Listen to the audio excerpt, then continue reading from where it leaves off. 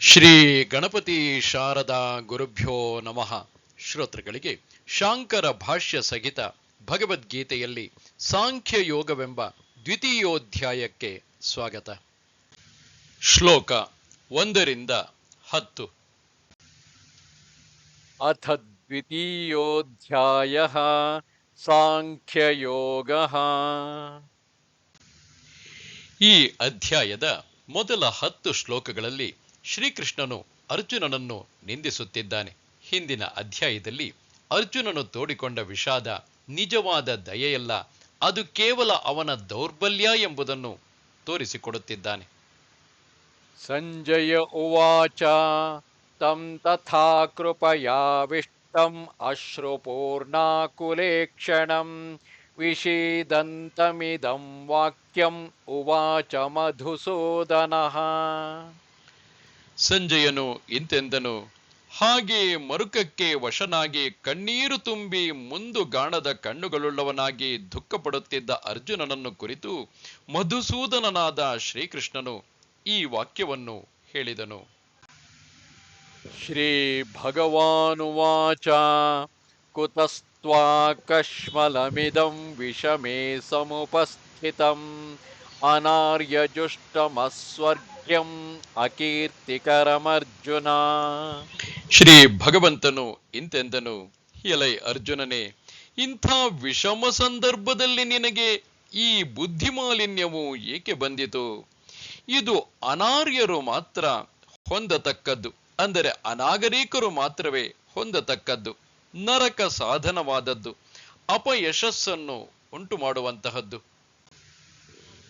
ಕ್ಲೈಭ್ಯಂ ಮಾಸ್ಮಗಮಃ ಪಾರ್ಥ ನೈತತ್ವಯ್ಯುಪಪದ್ಯತೆ ಕ್ಷುದ್ರಂ ಹೃದಯ ದೌರ್ಬಲ್ಯಂ ತ್ಯಕ್ತೋತ್ತಿಷ್ಠ ಪರಂತಪ. ಪಾರ್ಥನೆ, ಹೇಡಿತನವನ್ನು ಹೊಂದದಿರು, ಇದು ನಿನಗೆ ತಕ್ಕದ್ದಲ್ಲ. ಎಲೈ ಶತ್ರುತಾಪನನೇ, ಅತಿ ತುಚ್ಛವಾದ ಈ ಹೃದಯ ದೌರ್ಬಲ್ಯವನ್ನು ಬಿಟ್ಟು ಮೇಲಕ್ಕೆ ಎದ್ದೇಳು. ಅರ್ಜುನನು ಉತ್ತರಿಸುತ್ತಿರುವನು. ಅರ್ಜುನ ಉವಾಚ ಕಥಂ ಭೀಷ್ಮಮಹಂ ಸಂಖ್ಯೇ ದ್ರೋಣಂಚ ಮಧುಸೂದನ ಇಷುಭಿಃ ಪ್ರತಿಯೋತ್ಸ್ಯಾಮಿ ಪೂಜಾರ್ಹವರಿಸೂದನ. ಅರ್ಜುನನು ಇಂತೆಂದನು. ಎಲೈ ಶತ್ರುನಾಶಕನಾದ ಮಧುಸೂದನನೇ, ಪೂಜೆಗೆ ಯೋಗ್ಯರಾಗಿರುವ ಭೀಷ್ಮ ದ್ರೋಣ ಇವರುಗಳನ್ನು ಯುದ್ಧದಲ್ಲಿ ನಾನು ಬಾಣಗಳಿಂದ ಹೇಗೆ ಎದುರಿಸಿ ಕಾದಾಡಲಿ? ಗುರೂನ್ ಹತ್ವಾ ಹಿ ಮಹಾನುಭಾವಾನ್ ಶ್ರೇಯೋ ಭೋಕ್ತುಂ ಭೈಕ್ಷಮಪೀಹ ಲೋಕೆ ಹತ್ವಾರ್ಥಕಾಮಾಂಸ್ತು ಗುರೂನಿಹೈವ ಭುಂಜೀಯ ಭೋಗಾನ್ ರುಧಿರ ಪ್ರದಿಗ್ಧಾನ್. ಮಹಾನುಭಾವರಾದ ಗುರುಗಳನ್ನು ಕೊಲ್ಲದೆ ಭಿಕ್ಷಾನ್ನವನ್ನು ಮೆಲ್ಲುವುದೂ ಕೂಡ ಈ ಲೋಕದಲ್ಲಿ ಒಳ್ಳೆಯದು. ಆದರೆ ಪ್ರಯೋಜನಾಪೇಕ್ಷೆಗಳಾದ ಈ ಗುರುಗಳನ್ನು ಕೊಂದರೆ ರಕ್ತ ಬಳಿದಿರುವ ಭೋಗಗಳನ್ನು ಈ ಲೋಕದಲ್ಲಿ ಇರುವ ಮಟ್ಟಿಗೆ ಅನುಭವಿಸಿ ಏನು? ನ ಚೈತದ್ವಿದ್ಮಃ ಕತರನ್ನೋ ಗರೀಯಃ ಯದ್ವಾ ಜಯೇಮಾ ಯದಿ ವಾನೋ ಜಯೇಯುಃ ಯಾನೇವ ಹತ್ವಾ ನ ಜಿಜೀವಿಷಾಮಃ ತೇವ ಸ್ಥಿತಾ ಪ್ರಮುಖೇ ಧಾತ್ರರಾಷ್ಟ್ರಾಃ. ಇವೆರಡರಲ್ಲಿ ಯಾವುದು ಹೆಚ್ಚಿನದೋ ಇದನ್ನು ನಾವರಿಯೆವು. ನಾವು ಜಯಿಸುವೆವೋ ಅಥವಾ ನಮ್ಮನ್ನೇ ಇವರು ಜಯಿಸಿಯಾರೋ? ಯಾರನ್ನು ಕೊಂದು ಬಾಳಬೇಕೆಂದು ಬಯಸುವಂತಿಲ್ಲವೋ ಆ ಧಾರ್ತ್ರ ರಾಷ್ಟ್ರರೇ ನಮ್ಮೆದುರಿಗೆ ನಿಂತಿರುವರು. ಕಾರ್ಪಣ್ಯದೋಷೋಪಹತ ಸ್ವಭಾವಃ ಪೃಚ್ಛಾಮಿ ತ್ವಾಂ ಧರ್ಮ ಸಮ್ಮೂಢಚೇತಾಃ ಯಚ್ಛ್ರೇಯಸ್ಯಾನ್ನಿಶ್ಚಿತಂ ಬ್ರೂಹಿ ತನ್ಮೇ ಶಿಷ್ಯಸ್ತೇಹಂ ಶಾಧಿ ಮಾಂ ತ್ವಾಂ ಪ್ರಪನ್ನಂ. ದೈನ್ಯವೆಂಬ ದೋಷದಿಂದ ನನ್ನ ಸ್ವಭಾವವು ಮಲಿನವಾಗಿದೆ. ಧರ್ಮವು ಯಾವುದೆಂದು ನನ್ನ ಚಿತ್ತಕ್ಕೆ ತಿಳಿಯದೆ ನಿನ್ನನ್ನೇ ಕೇಳುತ್ತಲಿದ್ದೇನೆ. ಯಾವುದು ನನಗೆ ಒಳ್ಳೆಯದಾದೀತೋ ಅದನ್ನು ನಿಶ್ಚಯಿಸಿ ನನಗೆ ಹೇಳು. ನಾನು ನಿನ್ನ ಶಿಷ್ಯನು. ನಿನ್ನನ್ನು ಶರಣು ಹೊಕ್ಕಿರುವ ನನಗೆ ತಿಳುವಳಿಕೆಯನ್ನು ಹೇಳು. ನಹಿ ಪ್ರಪಶ್ಯಾಮಿ ಮಮಾಪನುದ್ಯಾತ್ ಯಚ್ಚೋಕಮುಚ್ಚೋಷಣಮಿಂದ್ರಿಯಾಣಾಂ ಅವಾಪ್ಯ ಭೂಮಾ ವಸಪತ್ನಮೃದ್ಧಂ ರಾಜ್ಯಂ ಸುರಾಣಾಮಪಿ ಚಾಧಿಪತ್ಯಂ. ಭೂಲೋಕದಲ್ಲಿ ಯಾವ ಶತ್ರುಗಳು ಇಲ್ಲದೆ ಸಂಪತ್ ಸಮೃದ್ಧವಾಗಿರುವ ರಾಜ್ಯವನ್ನು ಪಡೆದುಕೊಂಡರೂ ಅಥವಾ ದೇವತೆಗಳ ಮೇಲೆ ಕೂಡ ಒಡೆತನವನ್ನು ಪಡೆದರೂ ಇಂದ್ರಿಯಗಳನ್ನು ಸೊರಗಿಸುತ್ತಿರುವ ನನ್ನ ಈ ಶೋಕವನ್ನು ಹೋಗಲಾಡಿಸುವುದು ಯಾವುದೋ ಕಾಣೆನು. ಸಂಜಯ ಉವಾಚ ಏವಮುಕ್ತ್ವಾ ಹೃಷೀಕೇಶಂ ಗುಡಾಕೇಶಃ ಪರಂತಪಃ ನಯೋತ್ಸ್ಯ ಇತಿ ಗೋವಿಂದಂ ಉಕ್ತ್ವಾ ತೂಷ್ಣೀಂ ಬಭೂವಃ. ಸಂಜಯನು ಇಂತೆಂದನು.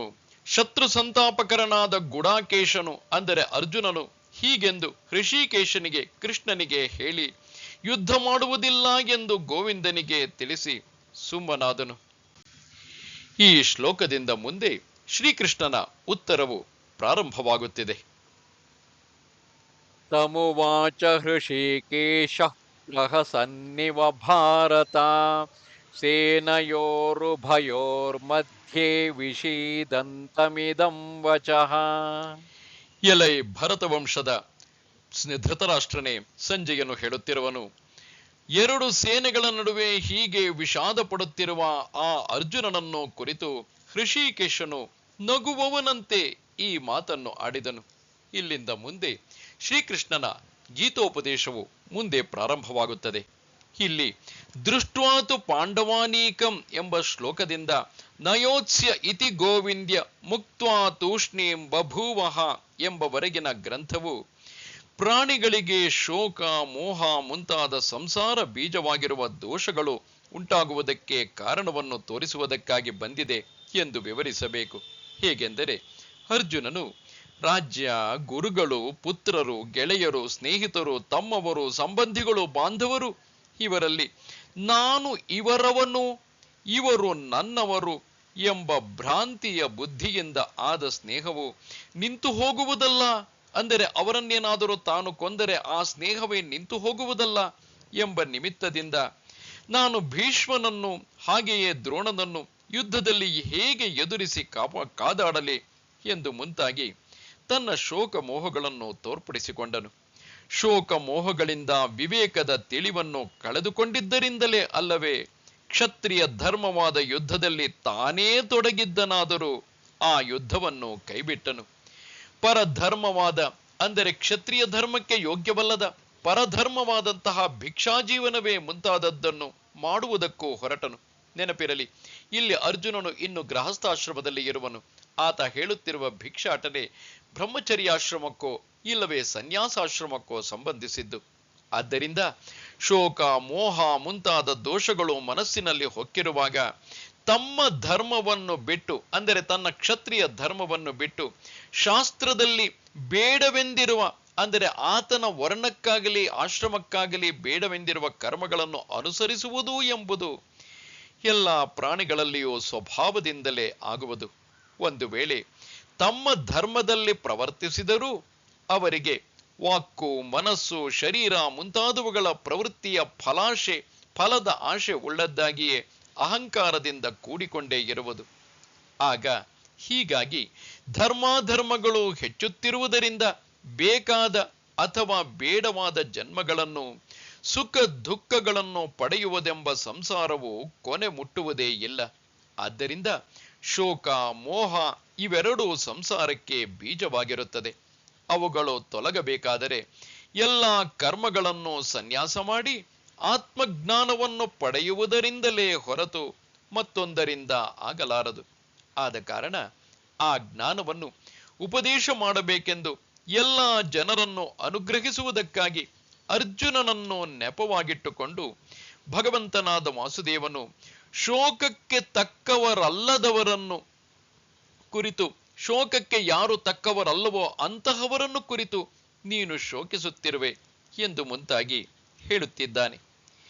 ಈ ವಿಷಯದಲ್ಲಿ ಕೆಲವರು ಹೇಳುವುದೇನೆಂದರೆ, ಗಮನಿಸಿ, ಇಲ್ಲಿ ಕರ್ಮಜ್ಞಾನ ಸಮುಚ್ಚಯದಿಂದ ಮೋಕ್ಷ ಎಂಬ ವಾದವನ್ನು ಕುರಿತಾಗಿ ಶಂಕರರು ಹೇಳುತ್ತಿರುವರು. ಈ ವಿಷಯದಲ್ಲಿ ಕೆಲವರು ಹೇಳುವುದೇನೆಂದರೆ, ಎಲ್ಲಾ ಕರ್ಮಗಳನ್ನೂ ಮೊದಲು ಸನ್ಯಾಸ ಮಾಡಿ, ಅಂದರೆ ಎಲ್ಲಾ ಕರ್ಮಗಳನ್ನೂ ಬಿಟ್ಟು ಬರಿಯ ಆತ್ಮಜ್ಞಾನದಲ್ಲಿಯೇ ನಿಂತ ಮಾತ್ರದಿಂದ ಕೈವಲ್ಯವು ದೊರೆಯುವುದೇ ಇಲ್ಲ. ಮತ್ತೇನೆಂದರೆ, ಅಗ್ನಿಹೋತ್ರವೇ ಮುಂತಾದ ಶ್ರೌತ ಸ್ಮಾರ್ಥ ಕರ್ಮಗಳಿಂದೊಡಗೂಡಿದ ಜ್ಞಾನದಿಂದ ಕೈವಲ್ಯವು ದೊರಕುವುದು ಎಂಬುದು ಗೀತೆಗಳಲ್ಲೆಲ್ಲ ನಿಶ್ಚಿತವಾದ ವಿಷಯವು. ಈ ವಿಷಯವನ್ನು ತಿಳಿಸುವ ಪ್ರಮಾಣವು ಯಾವುದೆಂದರೆ, ಅಂದರೆ ಆ ರೀತಿ ಸಮುಚ್ಚಯವಾದವನ್ನು ಹೇಳುವವರು ಹೇಳುವುದೇನೆಂದರೆ, ಹಾಗಲ್ಲದೆ ನೀನು ಈ ಧರ್ಮಕ್ಕೆ ಹೊಂದಿಕೆಯಾಗಿರುವ ಕಾಳಗವನ್ನು ಮಾಡದಿದ್ದರೆ ಪಾಪವನ್ನು ಹೊಂದುತ್ತೀಯೇ. ಮುಂದಿನ ಶ್ಲೋಕಗಳಲ್ಲಿ ಬರುತ್ತದೆ, ನಿನಗೆ ಕರ್ಮದಲ್ಲಿಯೇ ಅಧಿಕಾರವು, ಆದ್ದರಿಂದ ನೀನು ಕರ್ಮವನ್ನೇ ಮಾಡು ಮುಂತಾದವು ಪ್ರಮಾಣವು. ಹಿಂಸೆಯೇ ಮುಂತಾದವುಗಳಿಂದ ಕೂಡಿರುವುದರಿಂದ ವೈದಿಕ ಕರ್ಮವು ಅಧರ್ಮವನ್ನು ಉಂಟು ಮಾಡಿತು ಎಂಬ ಶಂಕೆಯನ್ನು ಪಡಬಾರದು. ಹೇಗೆಂದರೆ, ಯುದ್ಧವೆಂಬ ಕ್ಷತ್ರಿಯ ಧರ್ಮವು ಗುರುಗಳು, ಒಡಹುಟ್ಟಿದವರು, ಮಕ್ಕಳು ಮುಂತಾದವರನ್ನು ಕೊಲ್ಲುವ ರೂಪವಾಗಿರುವುದರಿಂದ ಅತ್ಯಂತ ಕ್ರೂರವಾಗಿದ್ದರೂ ಅದು ತನ್ನ ಧರ್ಮ ಎಂಬುದರ ಮೇಲೆ ಅಧರ್ಮವನ್ನು ಉಂಟು ಮಾಡಲಾರದೆಂದು. ಅಂದರೆ ಕ್ಷತ್ರಿಯನಾದವನಿಗೆ ಯಾರು ತಪ್ಪಿತಸ್ಥರೋ, ಯಾರು ಸಮಾಜ ಕಂಟಕರೋ ಅವರನ್ನು ಕೊಲ್ಲುವುದೇ ಧರ್ಮವಾದ್ದರಿಂದ ಅದು ಅಧರ್ಮವನ್ನು ಉಂಟು ಮಾಡಲಾರದೆಂದು, ಮತ್ತು ಅದನ್ನು ಮಾಡದೇ ಇದ್ದರೆ ಅದರಿಂದ ನಿನ್ನ ಧರ್ಮವನ್ನು, ಕೀರ್ತಿಯನ್ನು ಕಳೆದುಕೊಂಡು ಪಾಪವನ್ನು ಹೊಂದುವೆ. ಅಂದರೆ ಆ ರೀತಿ ಸಮಾಜ ಕಂಟಕರನ್ನು ಕೊಲ್ಲದೇ ಇದ್ದರೆ, ಸಮಾಜ ಕಂಟಕರನ್ನು ಶಿಕ್ಷಿಸದೇ ಇದ್ದರೆ ಅದು ಕ್ಷತ್ರಿಯನಾದವನಿಗೆ ಅಧರ್ಮವಾಗುತ್ತದೆ ಎಂದು ಭಗವಂತನು ಹೇಳಿರುವುದರಿಂದ ಜೀವವಿರುವವರೆಗೂ ಮಾಡಬೇಕೆಂದು ಶ್ರುತಿಯಲ್ಲಿ ವಿಧಿಸಿರುವ ಕರ್ಮಗಳು, ಅಂದರೆ ಪಶುಗಳೇ ಮುಂತಾದವನ್ನು ಕೊಲ್ಲುವ ರೂಪವಾಗಿರುವ ಕರ್ಮಗಳು ಮೊದಲೇ ಅಧರ್ಮವಲ್ಲವೆಂದು ತೀರಾ ನಿಶ್ಚಯವಾಗಿ ಹೇಳಿದಂತೆ ಆಯಿತು ಎಂಬುದು ಈ ವಾದಿಗಳ ಮತವು. ಇದು ಸರಿಯಲ್ಲ. ಏಕೆಂದರೆ ಇಲ್ಲಿ ಶಂಕರರು ಸಮುಚ್ಚಯವಾದದಲ್ಲಿನ ಕೆಲವು ದೋಷಗಳನ್ನು ತೋರಿಸುತ್ತಿರುವರು. ಇದು ಸರಿಯಲ್ಲ. ಏಕೆಂದರೆ ಬೇರೆ ಬೇರೆ ಎರಡು ಬುದ್ಧಿಗಳ ದೃಷ್ಟಿಯನ್ನಿಟ್ಟುಕೊಂಡು ಜ್ಞಾನ, ಕರ್ಮ, ನಿಷ್ಠೆಗಳೆರಡನ್ನು ಇಲ್ಲಿ ವಿಂಗಡಿಸಿ ಹೇಳಿರುತ್ತದೆ. ಅದು ಹೇಗೆಂದರೆ, ಅಶೋಚ್ಯಾನ್ ಅಂದರೆ ಶೋಕಕ್ಕೆ ತಕ್ಕವರಲ್ಲದವರನ್ನು ಎಂಬುದರಿಂದ ಹಿಡಿದು ಮುಂದೆ ಸ್ವಧರ್ಮಮಪಿ ಚಾವೇಕ್ಷ್ಯ ನಿನ್ನ ಧರ್ಮವೆಂಬುದನ್ನು ನೋಡಿದರೂ ಎಂದು ಸ್ವಧರ್ಮಪಿ ಚಾವೇಕ್ಷ್ಯ ಎಂದು ಶುರುವಾಗುವ ಶ್ಲೋಕ ಅಲ್ಲಿಯವರೆಗಿನ ಗ್ರಂಥದಿಂದ ಪರಮಾರ್ಥವಾಗಿರುವ ಆತ್ಮ ತತ್ವದ ನಿರೂಪಣೆಯನ್ನು ಭಗವಂತನು ಮಾಡಿದ್ದಾನಷ್ಟೇ. ಅದು ಸಾಂಖ್ಯವು. ಅದರ ವಿಷಯವಾದ ಬುದ್ಧಿಯು ಎಂದರೆ ಆತ್ಮನಿಗೆ ಹುಟ್ಟುವುದೇ ಮುಂತಾದ ಯಾವ ವಿಕಾರಗಳು ಇಲ್ಲದ್ದರಿಂದ ಆತ್ಮನು ಅಕರ್ತನು ಎಂದು ಈ ಪ್ರಕರಣದ ಅರ್ಥವನ್ನು ಚೆನ್ನಾಗಿ ಪರೀಕ್ಷಿಸಿದರೆ ಯಾವುದು ಉಂಟಾಗುವುದೋ ಆ ಬುದ್ಧಿಯು ಸಾಂಖ್ಯ ಬುದ್ಧಿಯು. ಅದು ಯಾರಿಗೆ ಉಚಿತವಾಗಿರುವುದೋ ಆ ಜ್ಞಾನಿಗಳು ಸಾಂಖ್ಯರು. ಈ ಬುದ್ಧಿಯು ಹುಟ್ಟುವ ಮುಂಚೆ ಆತ್ಮನು ದೇಹಾದಿಗಳಿಗಿಂತ ಬೇರೆಯಾದವನು. ಕರ್ತೃ, ಭೋಕ್ತೃ ಮುಂತಾದದ್ದನ್ನು ಇಟ್ಟುಕೊಂಡು ಧರ್ಮ ಅಧರ್ಮಗಳನ್ನು ವಿಂಗಡಿಸಿಕೊಂಡು ಮೋಕ್ಷ ಸಾಧನಗಳನ್ನು ಅನುಷ್ಠಾನ ಮಾಡುವುದೆಂಬುದು ಯೋಗವು.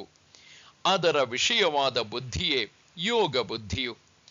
ಅದು ಯಾರಿಗೆ ಉಚಿತವಾಗಿರುವುದೋ ಆ ಕರ್ಮಿಗಳು ಯೋಗಿಗಳು. ಆದ್ದರಿಂದಲೇ ಭಗವಂತನು ಈವರೆಗೆ ನಿನಗೆ ಹೇಳಿದ್ದು ಸಾಂಖ್ಯ ಬುದ್ಧಿಯು, ಆದರೆ ಈ ಯೋಗ ಅಥವಾ ಈ ಬುದ್ಧಿಯ ವಿಷಯವನ್ನು ಕೇಳು ಎಂದು ಎರಡು ಬುದ್ಧಿಗಳನ್ನು ವಿಂಗಡಿಸಿ ತೋರಿಸಿರುತ್ತಾನೆ. ಈ ಎರಡರಲ್ಲಿ ಸಾಂಖ್ಯ ಬುದ್ಧಿಯನ್ನು ಆಶ್ರಯಿಸಿರುವ ಜ್ಞಾನ ಯೋಗದಿಂದ ಆಗುವ ನಿಷ್ಠೆಯನ್ನು ಮುಂದೆ ಪೂರ್ವದಲ್ಲಿ ವೇದರೂಪನಾದ ನಾನು ಹೇಳಿದೆನು ಎಂದು ಸಾಂಖ್ಯರಿಗಾಗಿಯೇ ಬೇರೆಯೇ ವಿಂಗಡಿಸಿ ಹೇಳಿರುತ್ತಾನೆ. ಅದರಂತೆ ಯೋಗ ಬುದ್ಧಿಯನ್ನು ಆಶ್ರಯಿಸಿರುವ ಕರ್ಮಯೋಗದಿಂದ ಆಗುವ ನಿಷ್ಠೆಯನ್ನು ಕರ್ಮಯೋಗದಿಂದ ಯೋಗಿಗಳಿಗೂ ಎಂದು ಬೇರೆಯಾಗಿ ವಿಂಗಡಿಸಿಯೇ ಹೇಳಿರುತ್ತಾನೆ.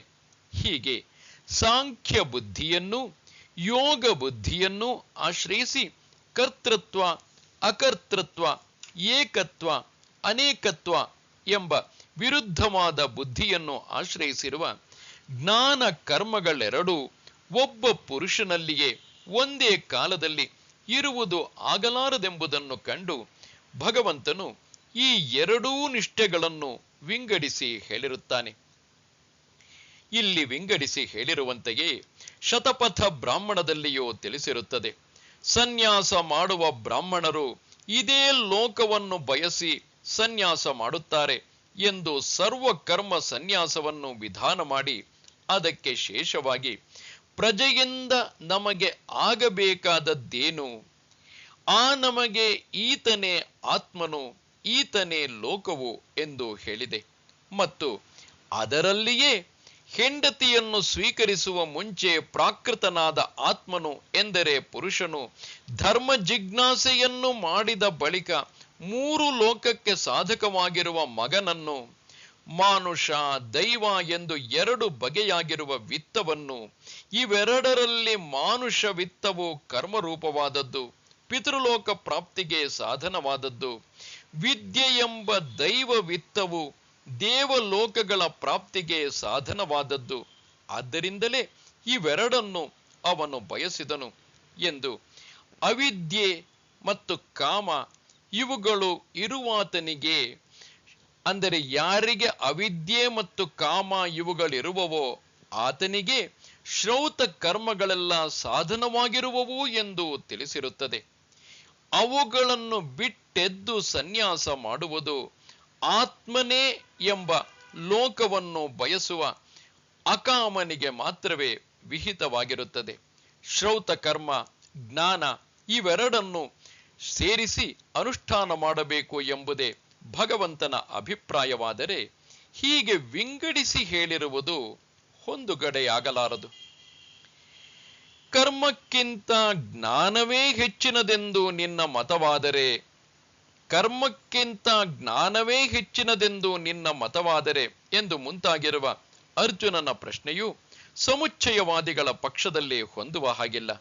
ಜ್ಞಾನ ಕರ್ಮಗಳೆರಡನ್ನು ಒಬ್ಬ ಪುರುಷನೇ ಅನುಷ್ಠಾನ ಮಾಡುವುದೆಂಬುದು ಆಗಲಾರದೆಂಬ ಜ್ಞಾನವು ಕರ್ಮಕ್ಕಿಂತ ಹೆಚ್ಚಿನದೆಂದು ಭಗವಂತನು ಪೂರ್ವದಲ್ಲಿ ತನಗೆ ಹೇಳದೇ ಇದ್ದರೂ, ತಾನು ಕೇಳದೇ ಇದ್ದರೂ ಅರ್ಜುನನು ಕರ್ಮಕ್ಕಿಂತ ಜ್ಞಾನವು ಹೆಚ್ಚಿನದೆಂದು ನಿನ್ನ ಮತವಾದರೆ ಎಂದು ಭಗವಂತನೇ ಹೇಳಿರುವಂತೆ ಅವನಲ್ಲಿ ಸುಳ್ಳು ಸುಳ್ಳಾಗಿಯೇ ಹೇಗೆ ತಾನೇ ಆರೋಪಣೆ ಮಾಡಿಯಾನು?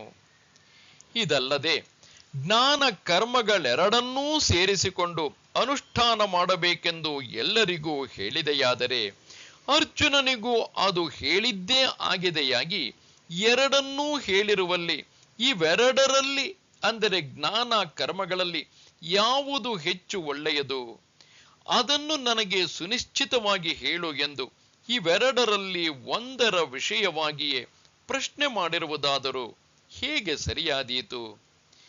ಪಿತ್ತವು ಶಮನವಾಗಬೇಕೆಂದು ಬಯಸುತ್ತಿರುವವನಿಗೆ ಸಿಹಿಯಾಗಿಯೂ ತಂಪಾಗಿಯೂ ಇರುವುದನ್ನು ತಿನ್ನಬೇಕು ಎಂದು ವೈದ್ಯನು ಹೇಳಿದ್ದರೆ, ಇವೆರಡರಲ್ಲಿ ಪಿತ್ತವನ್ನು ಪ್ರಶಮನ ಮಾಡುವುದೊಂದನ್ನೇ ಹೇಳು ಎಂಬ ಪ್ರಶ್ನೆಯು ಹುಟ್ಟಲಾರದಷ್ಟೇ.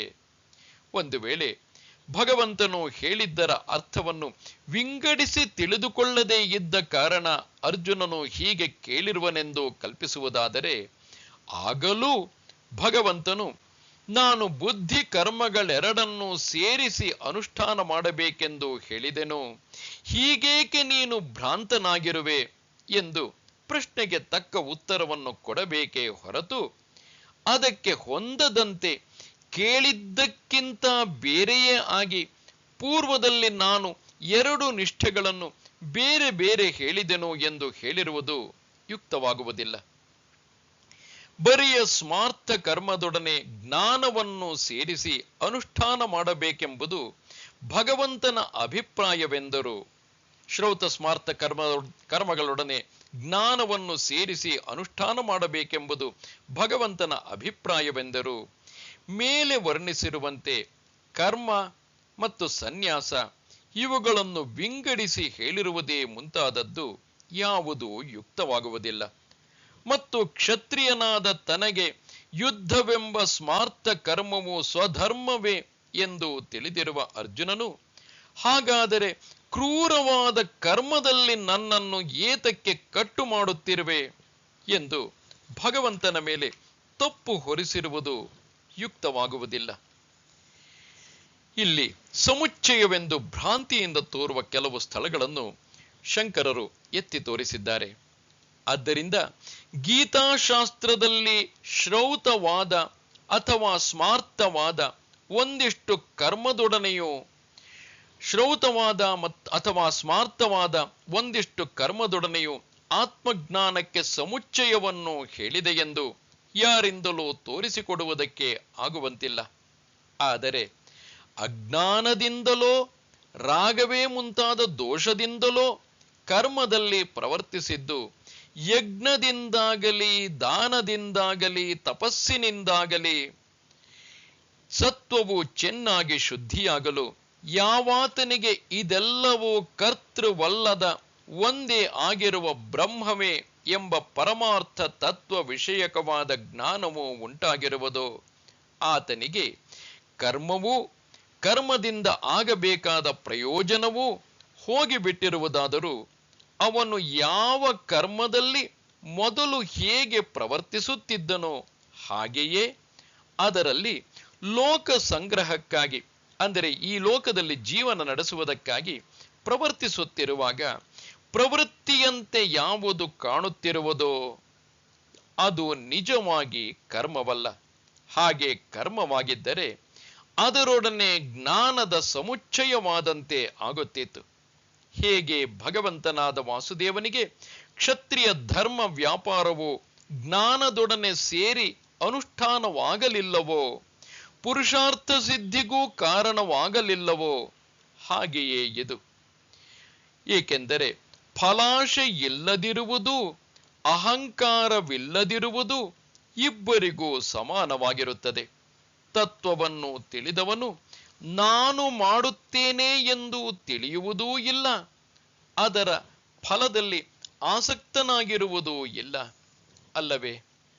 ಇದಕ್ಕೆ ಮತ್ತು ಒಂದು ಉದಾಹರಣೆ. ಸ್ವರ್ಗವೇ ಮುಂತಾದ ವಿಷಯಗಳನ್ನು ಬಯಸಿ ಅಗ್ನಿಹೋತ್ರವೇ ಮುಂತಾದ ಕಾಮ ಸಾಧನವಾದ, ಅಂದರೆ ಕರ್ಮವನ್ನು ಮಾಡುವುದಕ್ಕೆಂದು ಅಗ್ನಿಯನ್ನು ಆಧಾನ ಮಾಡಿಕೊಂಡು ಕಾಮ್ಯವಾದ ಅಗ್ನಿಹೋತ್ರಾದಿಗಳಲ್ಲಿಯೇ ತೊಡಗಿರುವಾತನು ಆ ಕರ್ಮಗಳನ್ನು ಅರ್ಧ ಮಾಡುವಷ್ಟರಲ್ಲಿಯೇ ಕಾಮವು ತೊಲಗಿ ಬಿಟ್ಟರೂ ಅದೇ ಅಗ್ನಿಹೋತ್ರಾದಿಗಳನ್ನು ಮಾಡುತ್ತಿದ್ದರೂ ಅದು ಹೇಗೆ ಕಾಮ್ಯಾಗ್ನಿಹೋತ್ರವೇ ಮುಂತಾದದ್ದು ಆಗುವುದಿಲ್ಲವೋ ಹಾಗೆಯೇ ಇದು.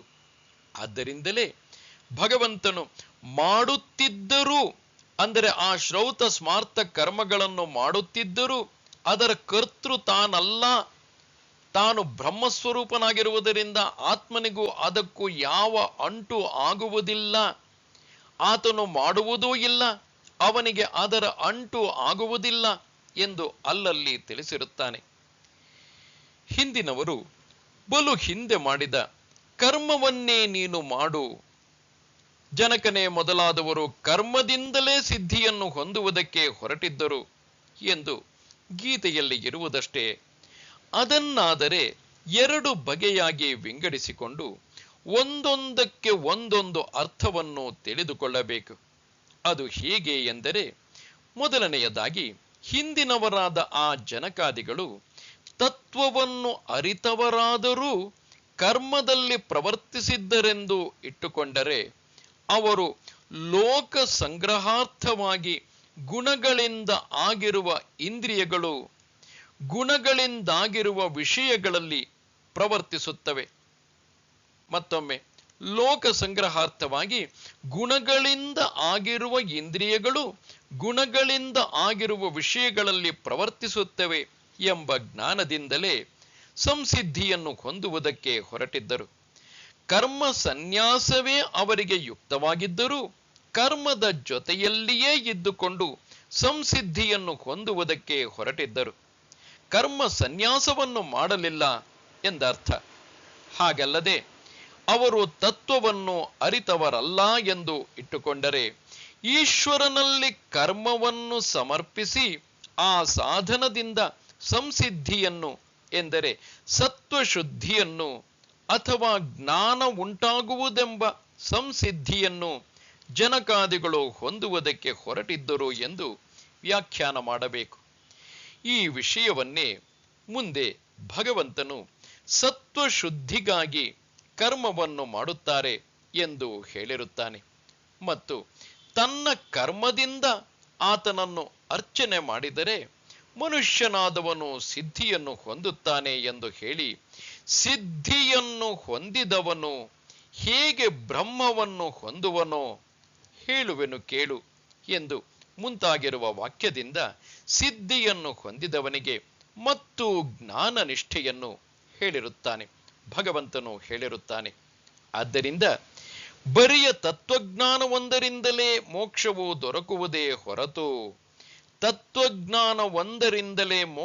ದೊರಕುವುದೇ ಹೊರತು ಕರ್ಮದೊಡನೆ ಸೇರಿಕೊಂಡಿರುವ ಜ್ಞಾನದಿಂದ ದೊರಕುವುದಿಲ್ಲ ಎಂಬುದಾಗಿ ಗೀತಾಶಾಸ್ತ್ರದಲ್ಲಿ ನಿಶ್ಚಯವಾಗಿ ಗೊತ್ತಾಗುವ ಅರ್ಥವು. ಇದೇ ಗೀತೆಯ ಅರ್ಥವು ಹೇಗೆ ಎಂಬುದನ್ನು ನಾವು ಮುಂದೆ ಪ್ರಕರಣವಾಗಿ ವಿಂಗಡಿಸಿಕೊಂಡು ಅಲ್ಲಲ್ಲಿ ತೋರಿಸಿಕೊಡುವೆವು. ನಮಸ್ತೆ ಶಾರದೆ ದೇವಿ ಕಾಶ್ಮೀರ ಪುರವಾಸಿನಿ ತ್ವಾಮಹಂ ಪ್ರಾರ್ಥಯೇ ನಿತ್ಯಂ ವಿದ್ಯಾದಾನಂಚ ದೇಹಿಮೆ. ನಮಸ್ಕಾರ.